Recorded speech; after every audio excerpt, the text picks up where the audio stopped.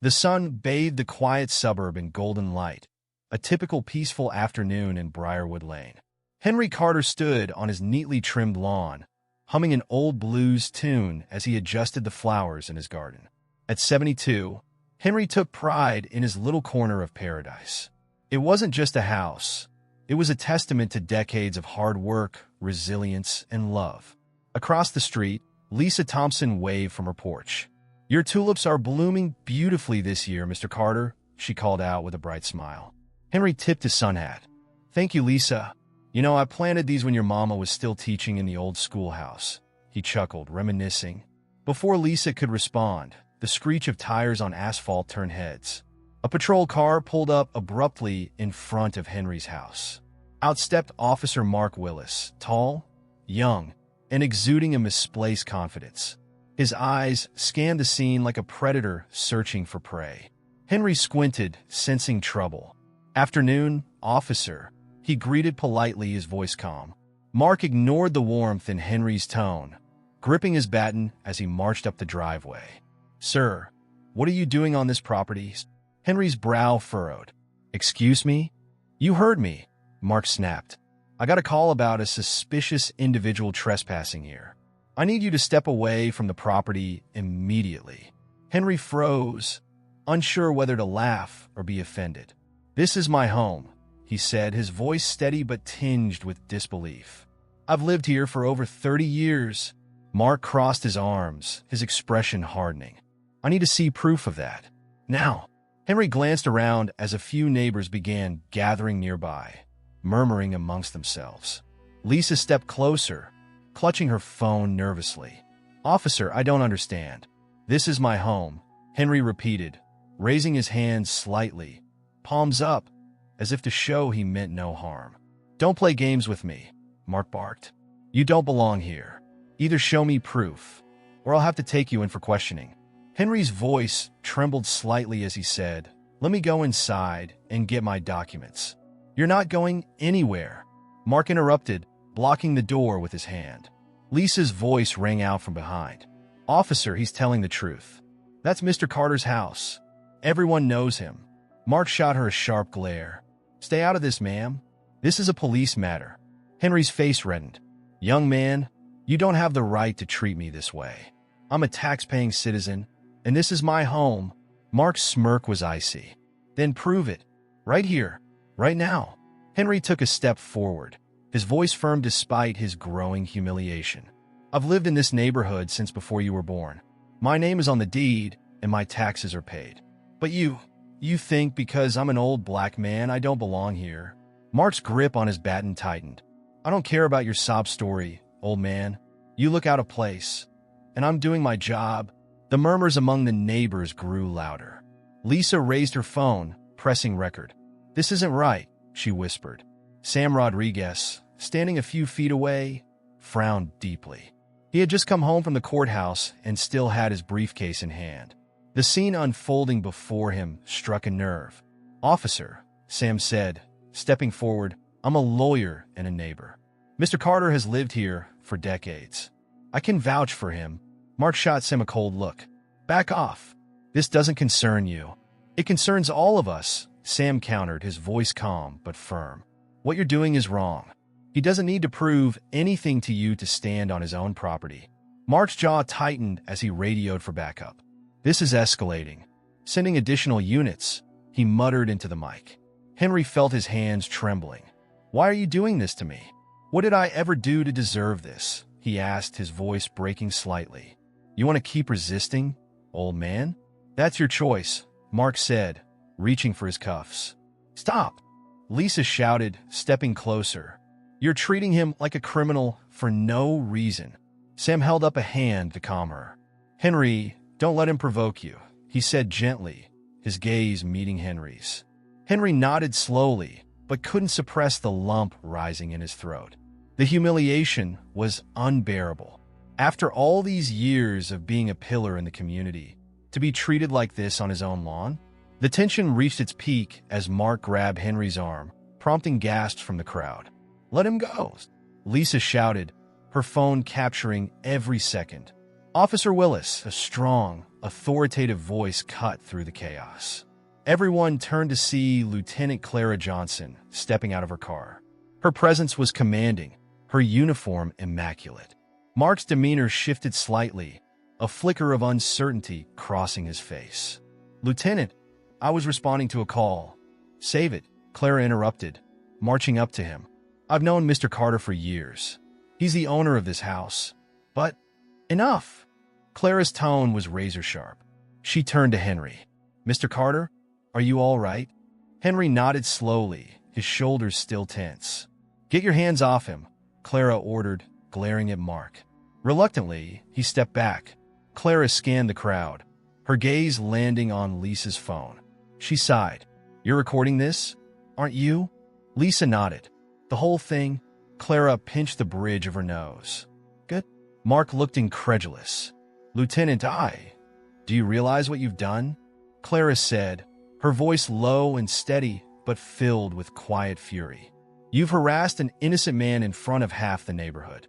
Do you even understand the implications of your actions?" Mark stammered, but Clara cut him off.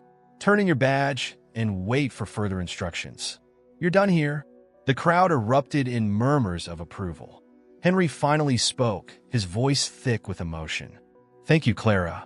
Thank you for standing up for me." Clara nodded. "No thanks necessary. You've done so much for this community, Mr. Carter. We won't let this slide." As the tension began to dissipate, Sam approached Henry and placed a reassuring hand on his shoulder. "We'll handle this," Sam promised quietly. For the first time that day, Henry smiled faintly. He looked around at the crowd, his neighbors, his friends, and felt the weight of their solidarity. The storm wasn't over, but Henry knew he wasn't alone. The crowd lingered long after the patrol car drove away, whispers filling the air like static.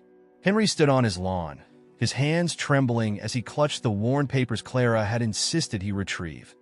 Proof of ownership, mortgage receipts, his driver's license. "Henry, you don't have to stay out here," Sam said softly, guiding the elderly man toward his porch. "Let's sit. You've been through enough today." Henry nodded absently, but his mind was far from calm. The humiliation replayed in his head like a bad dream. He slumped into his favorite chair, staring blankly at the flower beds he'd so lovingly tended just hours ago. Lisa approached, phone still in hand. "Mr. Carter, I'm sorry you had to go through that. I recorded everything. He had no right to treat you like that." Henry's lips twitched into something resembling a smile. "You did the right thing, Lisa. Maybe this time, people will see what folks like me deal with every day." Lisa glanced nervously at Sam. "What happens now? Can we press charges?" That officer, he was out of control. Before Sam could respond, a sleek black sedan rolled up to the curb. A man in a tailored suit stepped out, his expression unreadable but his gait purposeful. Henry recognized him immediately. "Jared," he called out, his voice cracking slightly. Jared Carter, Henry's son, strode toward the porch. He was a man of power, an executive with a sharp mind and a reputation for being unrelenting in business. But today, his confidence wavered. "Dad," Jared said, his voice tight with concern. "I came as soon as I saw the video." Henry's eyes widened. "Already? It's everywhere," Jared said, pulling out his phone. He scrolled through dozens of comments, headlines, and reposts. "Elderly man harassed by racist cop. That's the tag trending. You've gone viral." Henry shook his head, his face lined with a mix of shame and exhaustion. "I didn't ask for this." Jared crouched in front of his father, his tone softening. "I know, Dad, but it's bigger than you now. People are angry. They're demanding answers. I want to make sure you're okay." "I'm fine," Henry muttered, though his hollow tone betrayed the words. Sam cleared his throat. "Jared, I'm glad you're here. We need to talk about next steps. That officer's actions were unconstitutional, and Henry deserves justice." "Justice?" Henry interrupted, his voice sharper than intended. "What does that even mean? That boy will get a slap on the wrist, and I'll still be the old black man in this neighborhood everyone doubts." Lisa's eyes welled with tears. "No one doubts you, Mr. Carter. Everyone here knows you, respects you." "Respect doesn't stop a badge," Henry said bitterly. "I've seen this my whole life. Doesn't matter how much good you do, how kind you are. Some people only see the color of your skin. Jared's jaw clenched. Then let's make them see something else. This isn't just about you, Dad. It's about all the people who've been through the same thing, but didn't have cameras or witnesses. We have a chance to make this count. Henry rubbed his temples. I don't want to be anyone's martyr, Jared. I just want to live in peace. Sam leaned forward. Mr. Carter, you didn't ask for this, but it's here. That video is evidence, and we can use it to hold the police accountable. Not just for today, but for their history of targeting people like you. Henry sighed deeply, his shoulders sagging. You think one little video is going to fix all that? It's a start, Jared said firmly. Before Henry could respond, another voice cut through the air. Mr. Carter? Everyone turned to see a young woman with a microphone and a cameraman in tow. She stood hesitantly at the edge of the yard, clearly aware of the tension. I'm sorry to intrude, she said, but I'm Emily Collins with Channel 7 News. I'd like to hear your side of what happened today. Henry's eyes narrowed. No comment. Jared stood, his presence immediately commanding. Now's not a good time, Ms. Collins. I understand, Emily said, her tone sincere. But people need to hear his voice. The community is rallying behind him. This could be a moment of change. Change? Henry muttered under his breath. Change comes when people like that officer don't exist in the first place. Lisa hesitated before stepping forward. Maybe she's right. If we don't speak up, it's like saying it's okay for this to keep happening. Sam nodded. You don't have to say much, Mr. Carter. Just enough to let people know you're standing strong. Henry stared at the microphone as though it were a snake ready to strike. For decades, he'd fought battles quietly, choosing dignity over confrontation. But today, his dignity had been stripped in broad daylight. Fine, he said finally, his voice low. I'll talk. Emily approached cautiously, her cameraman setting up. Thank you, Mr. Carter. Whenever you're ready. Henry inhaled deeply, the weight of the moment settling on his chest. He looked directly into the camera, his voice steady despite the storm in his heart. My name is Henry Carter, he began. I'm 72 years old, and I've lived in this house for over 30 years. Today, I was treated like a criminal on my own property by someone who didn't care about who I am or what I've done. All he saw was my skin color. The crowd, now larger than before, stood silent. Even the wind seemed to pause. I'm not the first person this has happened to, Henry continued, his voice gaining strength. But I'm tired of it. Tired of being treated like I don't belong. Tired of seeing people like me humiliated, hurt, or worse just for existing. I've lived long enough to know this won't end until we make it end. Emily's hand trembled slightly as she held the microphone. What do you hope will come from today's events, Mr. Carter? Henry's eyes softened. He looked around at the faces of his neighbors, his son, his friends. I hope it reminds us all that we're stronger together. That when good people stand up, bad ones have nowhere to hide. The crowd erupted in applause, but Henry remained seated, his hands clasped tightly. As Emily thanked him and packed up, Jared placed a hand on his shoulder. I'm proud of you, Dad. Henry didn't respond immediately. Instead, he looked out at the sunset, the sky a mix of gold and crimson. This isn't over, he said softly. And he was right. The real fight was just beginning. The following morning, the calm that usually enveloped Briarwood Lane was replaced by a buzz of activity. Cars lined the streets, reporters with microphones and cameras roamed the sidewalks, and neighbors peeked from their windows. Henry Carter sat by his window, sipping his coffee, the cup shaking slightly in his hand. He hated the attention, but Jared had convinced him to stay home and avoid the chaos outside. Dad, this isn't just attention, it's momentum, Jared said as he paced the living room, his phone pressed to his ear. The video's been shared over 2 million times. Civil rights groups are calling. We have to take advantage of this. Henry set his coffee down, his expression weary. I just wanted to tend my garden, Jared, not lead a revolution. Jared paused, lowering his phone. You didn't choose this, Dad. But now that it's happened, we have to make it count. Otherwise, it's just another story people forget in a week. Before Henry could reply, the doorbell rang. Jared moved to answer it, but found Sam Rodriguez already on the porch, holding a thick folder. "Good morning," Sam greeted, stepping inside. "I've been doing some digging, and you're not going to like what I found." Henry raised an eyebrow. "What is it now?" Sam opened the folder, spreading out papers on the dining table. "It turns out Officer Willis has a history. He was transferred here after multiple complaints of racial profiling and excessive force in his previous precinct." Jared leaned over the papers, his brow furrowing. "And they just let him slide into a new job? Typical." "It gets worse," Sam continued. "There's evidence he was part of a group within the department targeting minority homeowners. They'd file bogus complaints, conduct aggressive stops, and in some cases, use zoning violations to push people out of their homes." Henry's jaw tightened. "And you think that's what this is about?" "I don't think. It's clear," Sam said. "Your neighborhood has been flagged as prime development real estate by a major company. If they can drive down property values and get people to sell, they'll swoop in and buy everything for cheap."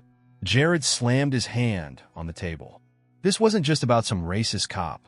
It's systemic. They're trying to force people like Dad out of their homes." Henry sat back, his eyes narrowing. 30 years I've lived here, paid my taxes, helped my neighbors, even fought to make this place better for families like Lisa's. And now they think they can take it away from me." Sam nodded solemnly. "Not if we fight back." The conversation was interrupted by a knock at the door.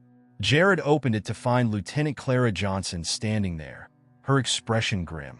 "May I come in?" Clara asked, stepping inside without waiting for an answer. She looked at Henry.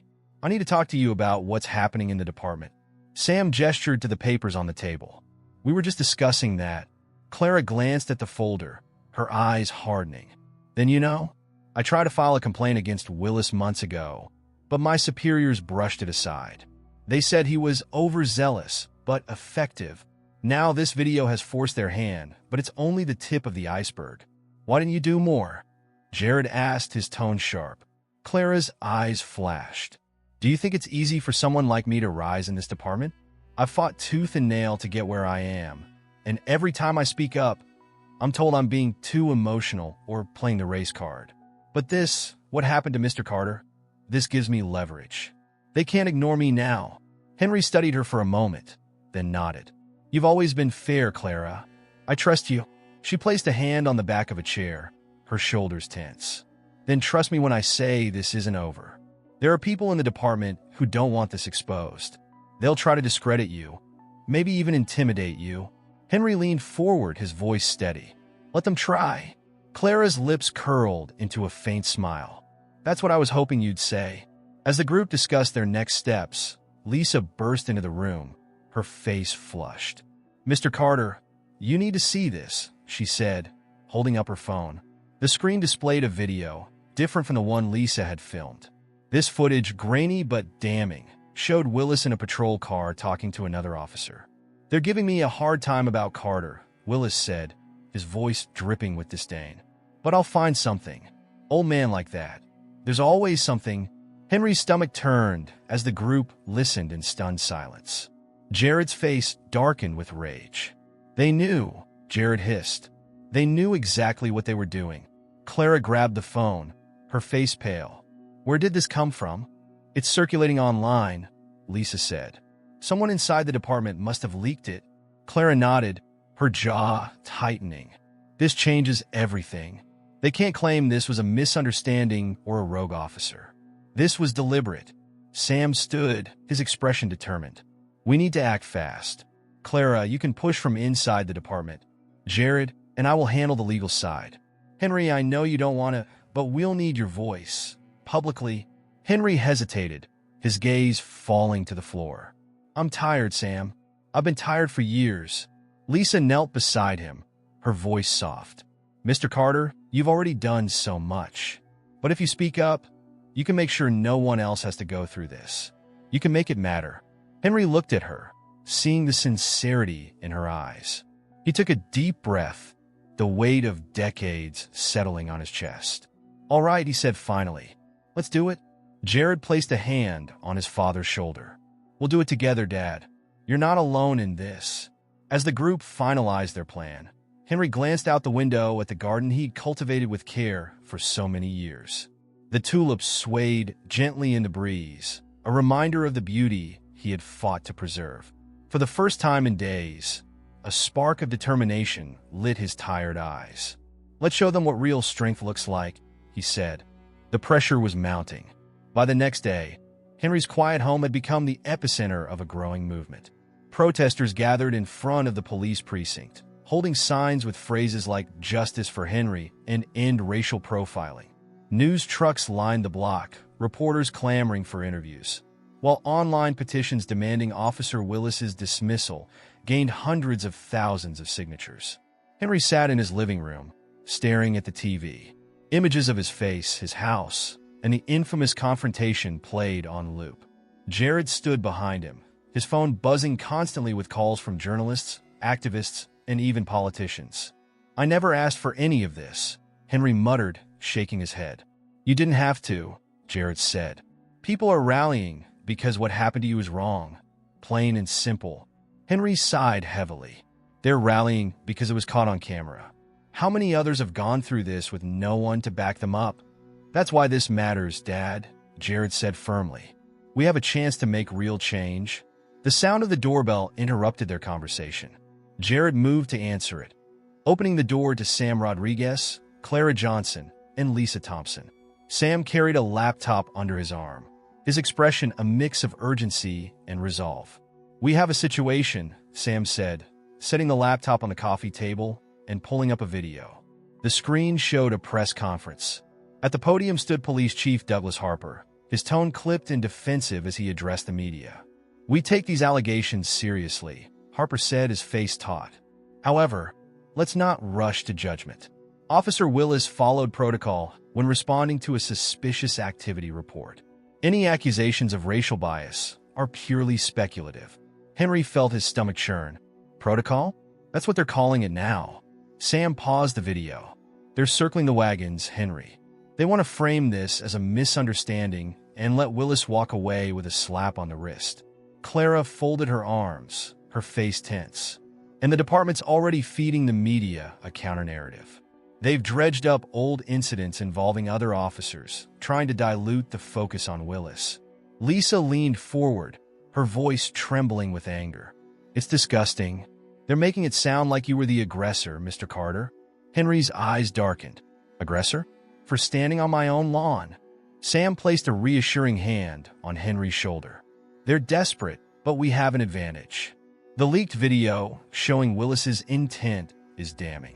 And more people from inside the department are starting to talk. Clara's been working her connections." Clara nodded. "I've secured an ally, Sergeant Darnell King. He's willing to testify about systemic issues in the department, including Willis's past misconduct. But he's taking a huge risk. If we push this, we need to be ready for a fight." Henry exhaled sharply. "Fight or not, they don't get to smear my name and walk away. What do we need to do?"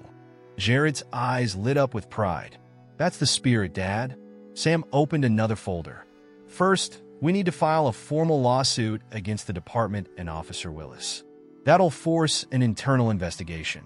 Second, we need to keep the public pressure alive. More interviews, more visibility. And finally," Sam hesitated, glancing at Clara, "we need you to speak at the protest tomorrow." Henry frowned. "Protest? I'm not exactly the speech-giving type." "You don't need to give a speech," Lisa chimed in. "Just tell your story. People need to hear it from you." Henry rubbed his temples, the weight of it all pressing down on him.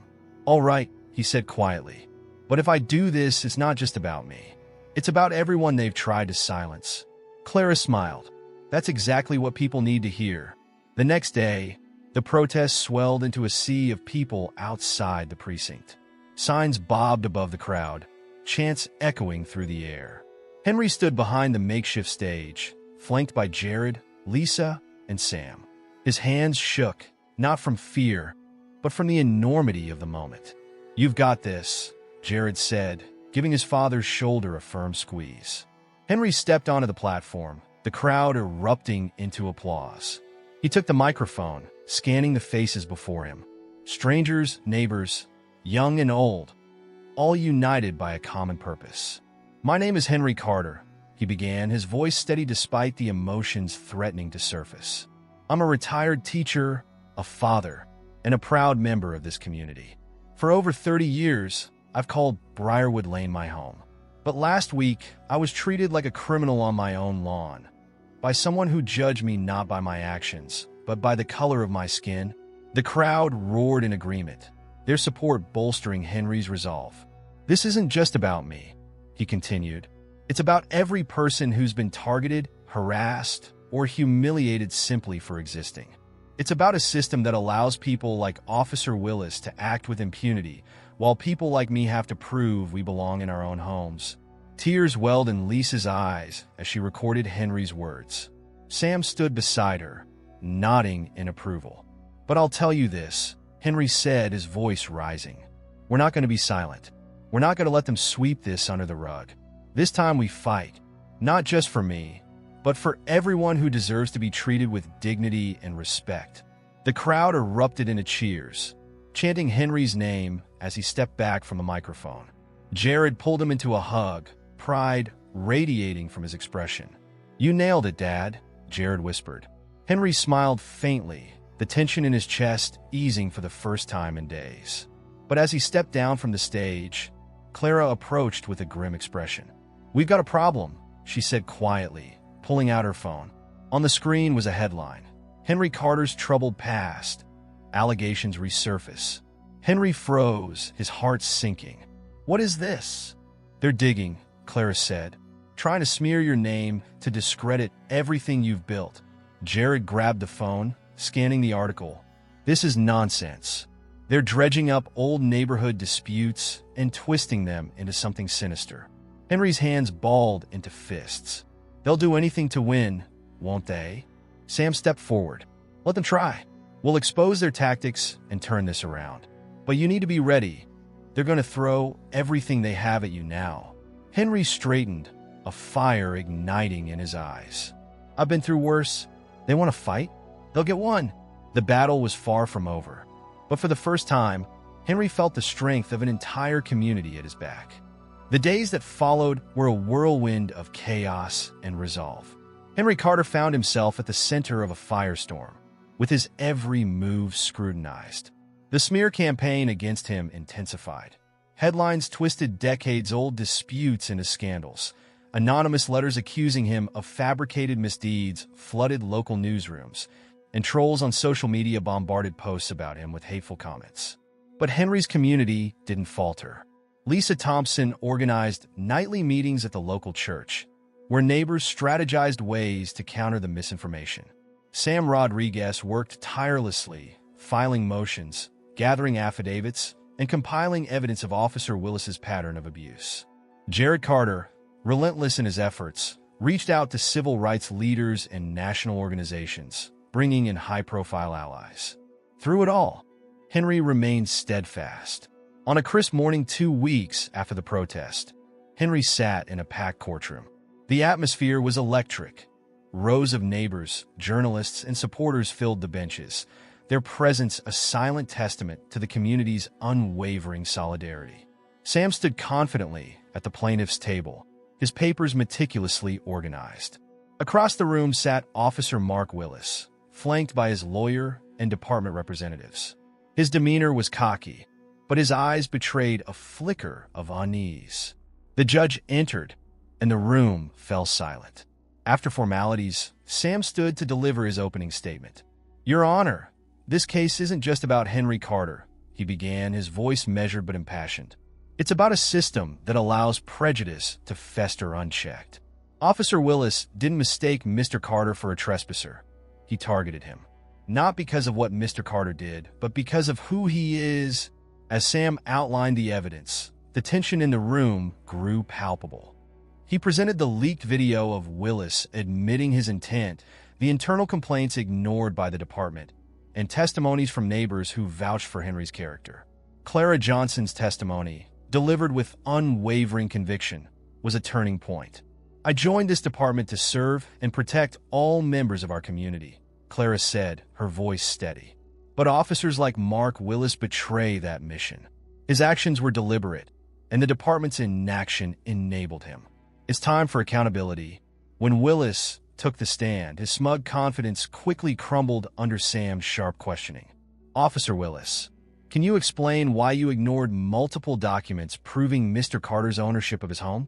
Sam asked, his tone deceptively calm.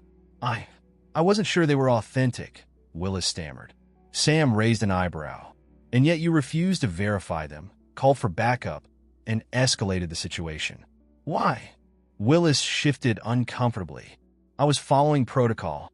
Sam leaned in, his voice cutting. The same protocol that led you to target other minority homeowners? Or the protocol where you openly admitted you'd find something to pin on Mr. Carter? A murmur rippled through the courtroom. Willis's lawyer objected, but the damage was done. The verdict came after hours of deliberation. The judge's voice rang out, clear and decisive. The court finds in favor of Mr. Henry Carter. Officer Willis's actions constituted racial profiling and harassment, and the department's negligence in addressing his conduct is deeply troubling. The courtroom erupted into cheers. Henry felt tears sting his eyes as Jared embraced him, his son whispering, "You did it, Dad. You did it." Outside, the streets were filled with supporters holding signs and chanting Henry's name. As he stepped out, the crowd cheered louder, their collective joy a powerful reminder of what unity could achieve. In the weeks that followed, the fallout was swift. Officer Willis was fired and faced criminal charges. The police department, under immense public pressure, initiated sweeping reforms, including mandatory bias training and the creation of an independent oversight committee. Henry returned to his life, but things were different now. His once quiet existence had become a symbol of resilience and change. He often found himself speaking at community events, urging others to stand against injustice. One evening, as the sun set over Briarwood Lane, Henry sat on his porch, watching Lisa, Sam, and Jared talk animatedly on the lawn. Clara joined them, her laughter carrying on the breeze. Henry smiled to himself. The fight had been hard, the wounds deep, but they had built something stronger, a community united by hope and determination. As the tulips swayed gently in the garden, Henry leaned back in his chair, a sense of peace washing over him.